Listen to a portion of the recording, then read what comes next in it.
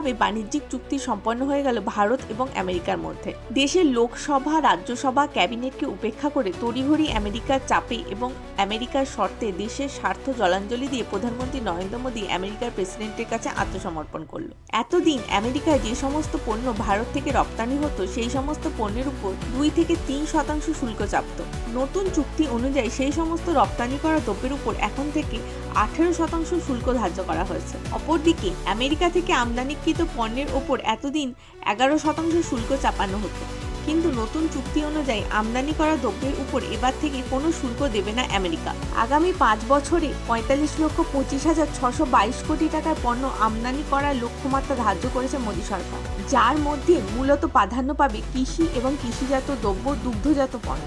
এই নতুন চুক্তি কার্যকর হলে দেশের কৃষক সমাজের উপর নেমে আসবে অন্ধকার, বাড়বে বেকারত্ব, পড়বে টাকার মূল্য, ঝাঁপ বন্ধ হবে দেশের কৃষি বিপণন কেন্দ্রে। শুল্ক ফ্রি আমেরিকান পণ্যের দামের সাথে লড়াইয়ে পেরে উঠতে পারবে না দেশীয় কৃষি বাজার। তারই প্রতিবাদে আজ হাজরা মোড়ে দক্ষিণ কলকাতার জেলা কংগ্রেসের পক্ষ থেকে ভারত ও আমেরিকার মধ্যে নতুন বাণিজ্যিক চুক্তির বিরুদ্ধে প্রতিবাদ বিক্ষোভ সংগঠিত করা হলো।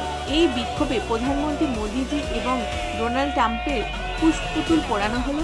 এই কর্মসূচিতে উপস্থিত ছিলেন কংগ্রেস নেতৃবৃন্দ ও কর্মী সমর্থক।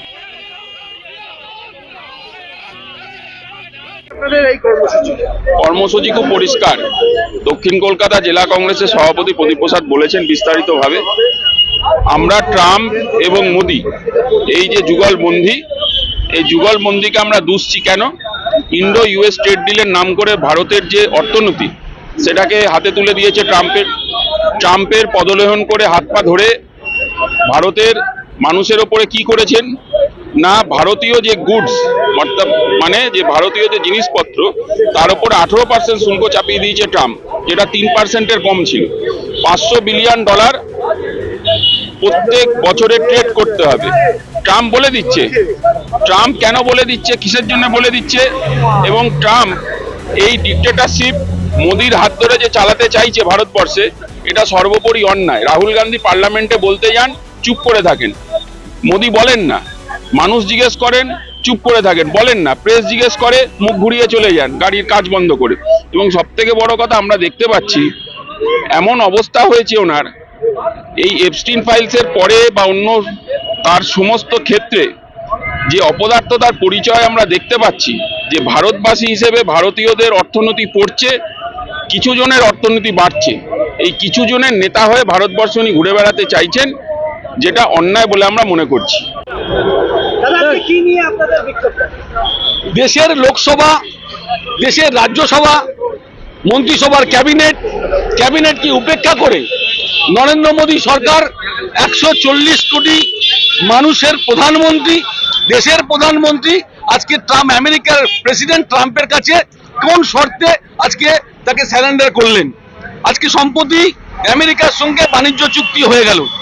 ট্রাম্প আমাদের বলে দিচ্ছে যে রাশিয়া থেকে আমরা তেল কিনতে পারবো না, যদি রাশিয়া থেকে তেল কেনা হয় তাহলে তার নজরে থাকবে, তাহলে আবার ট্যারিফ বসিয়ে দেবে। আমরা বলতে চাই যে আমেরিকা আমাদের দেশের নাগরিকদের চাকরির ভিসা, এই 1B ভিসায় 8 লাখ টাকা থেকে 88 লাখ টাকা করে দিল, নরেন্দ্র মোদী প্রতিবাদ করলেন না।